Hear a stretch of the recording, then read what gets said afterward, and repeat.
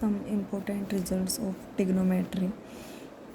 Maximum and minimum find out करना हो हमें किसी भी फंक्शन का, E is equal to A sine theta plus B cos theta. हमारा जो फंक्शन है वो इस फॉर्म का हो, A cos theta plus B, A cos theta plus B sine theta, या A sine theta plus B cos theta type का।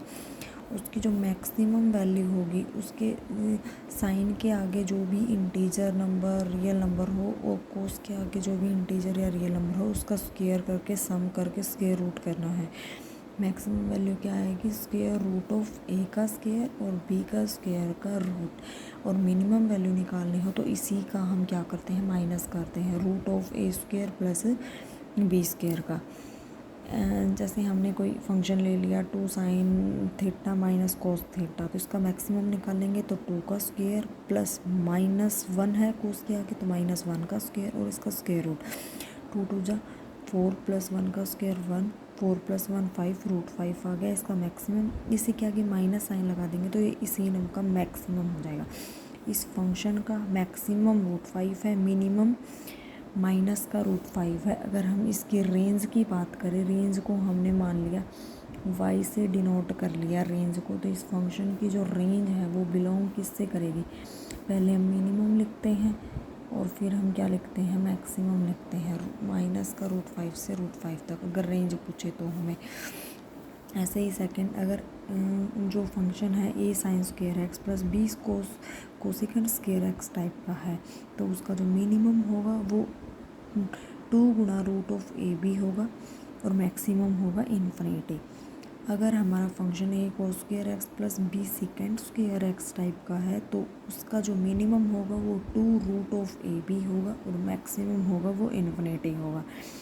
अगर हमारा function A tan square x plus B cot square x type का है, तो उसका minimum होगा वो twice of root of A B और मैक्सिमम होगा वो इन्फिनिटी होगा। ऐसे ही हमने एक क्वेश्चन ले लिया, उसकी हमें रेंज फाइंड आउट करनी है। वो जो फंक्शन है वो 4 sign square x plus 9 cosecant square x है।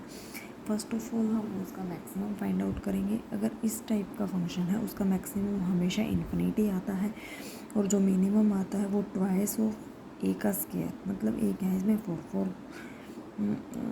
स्क्वायर नहीं, प्रोडक्ट ऑफ ए बी। ए क्या है 4 है, ए क्या है 4 है, मल्टीप्लाई बी कितना है 9 है, 4 का और 9 का मल्टीप्लाई, इसका हम स्क्वायर रूट करेंगे तो 4 2 का स्क्वायर है और ये 3 का स्क्वायर है, 2 गुना 3 6 बाहर आ जाएगा, 6 2 जा 12, तो इसका जो मिनिमम आएगा वो 12 आएगा और मैक्सिमम क्या है इन्फिनिटी। तो इसकी रेंज क्या होगी, वाई किसको बिलोंग करेगा, 12 से इन्फिनिटी तक। नेक्स्ट हम एक मोस्ट इम्पोर्टेंट फॉर्मूला है। अगर कोई भी हमें इंक्रीजिंग प्रोडक्ट सीरीज़ दे रखी है, मान लिया एस है, वो एक इंक्रीजिंग प्रोडक्ट सीरीज़ है, किसकी है, कोस की है। कोस की सीरीज़ दे रखी है, कोस अल्फ़ा, कोस 2 अल्फ़ा, कोस 2 का स्क्वायर अल्फ़ा, कोस 2 की पावर n अल्फ़ा तक, हमने n-1 अल्फ़ा तक ये कोस की सीरीज़ दे रखी है। अगर हम इस सीरीज़ की इंक्रीजिंग सीरीज़ है, इसकी प्रोडक्ट सीरीज़ निकालते हैं तो कैसे निकलेगी? अगर हमारा अल्फ़ा, ये जो सीरीज़ है ये अल्फ़ा के ऊपर डिपेंड करती है। अगर अल्फ़ा हमारा 2n पाई टाइप का, मतलब इवन पाई फंक्शन है, इवन पाई का फंक्शन है, तो आंसर हमेशा 1 आएगा। अगर 2n प्लस 1 पाई टाइप का अल्फ़ा है हमारा एंगल, तो आंसर -1 आएगा। अगर इन दोनों से डिफरेंट है, n पाई टाइप का, n पाई टाइप को छोड़कर किसी और टाइप का फंक्शन है, तो साइन 2n अल्फ़ा अपॉन 2 की power n sine alpha type का आएगा।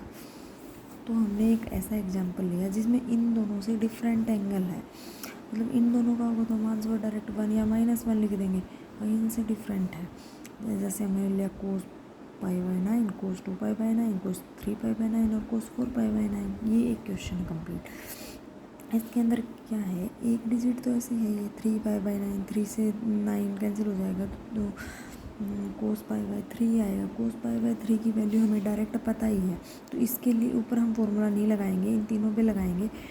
इस तीनों के लिए क्या होगा, साइन की पावर, ये क्या था 2 की पावर n कितने हैं 1 2 3 नंबर उस पर लगाना है, तो साइन 2 की पावर 3 अल्फ़ा कितना है π/9 अपॉन 2 की पावर n टू की पावर एन, एन कितनी है, 3 टर्म्स हैं, तो टू की power n sine alpha pi by 9।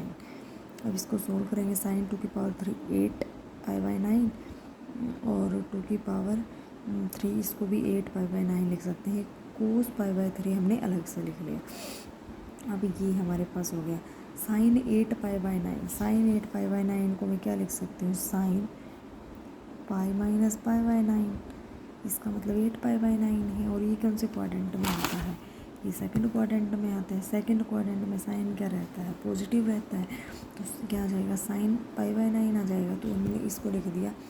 इसको क्या लिखे, 8 2 जा 16 1/16 और sine pi by 9 upon sine pi by 9 से कैंसिल हो जाएगा। तो इसका आंसर क्या आएगा, 1/16 आएगा। क्या आएगा इसका आंसर, 1/16 आएगा। देखो कुछ और नेक्स्ट इम्पोर्टेंट फॉर्मूले हैं। अगर कोस ए कोस 60 माइनस ए कोस 60 प्लस ए टाइप की अगर हमारे पास कोई भी इक्वेशन दे रखी है, कोई फंक्शन दे रखा है, तो उसका जो आंसर आता है वो 1/4 कोस 3a है। This is a trick to find to solve the question easily. एक इसी टाइप में साइन का है, sine a sine 60 minus a sine 60 plus a हमें कहीं दिखाई दे जाए तो उसको हम 1/4 साइन 3a लिख सकते हैं।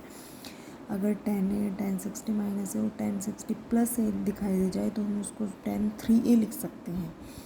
ऐसे ही सिमिलर एक फॉर्मूला और होता है, अगर θ1 प्लस θ2 90 है तो tan θ1 tan θ2 इनकी प्रोडक्ट को भी 1 होना पड़ेगा। और कोस θ1 और कोस θ2 1 है, तो इस θ1 θ2 का सम 90 है, तो इसको भी क्या होना पड़ेगा, 1 होना पड़ेगा। जैसे हम एक दो क्वेश्चन करके देखते हैं इस टाइप के। देखो जैसे हमें एक क्वेश्चन गिवन है, साइन 20 साइन 40 डिग्री दिस, तो ये हमें डायरेक्ट दिखा, इसको हमने साइन अल्फ़ा मान लिया, इसको हमने 60 माइनस अल्फ़ा मान लिया। देखो इसको हमने साइन 20 डिग्री इसको अल्फ़ा मान लिया, इसको साइन 60 माइनस अल्फ़ा कितना है 20 मान लिया, और एक को हम साइन 60 प्लस अल्फ़ा मान लें।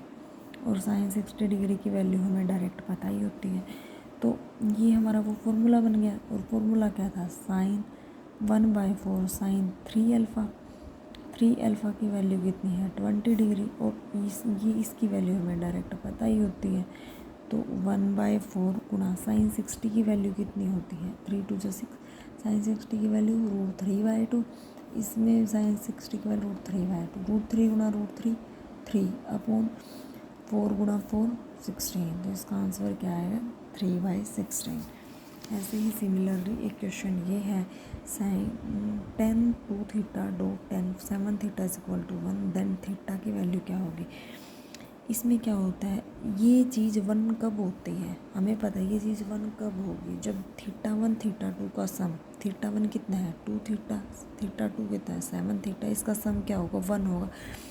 तब इसका सम क्या होगा 90 डिग्री होगा, तब ये चीज़ 1 होगी। तो सम 7 + 2 9θ इज इक्वल टू 9, तो थीटा को कितना होना पड़ेगा 10 डिग्री होना पड़ेगा। Theta is equal to 10 degree जब ये चीज़ क्या होगी 1 होगी। तो ऐसे हम इन क्वेश्चन को सॉल्व करेंगे।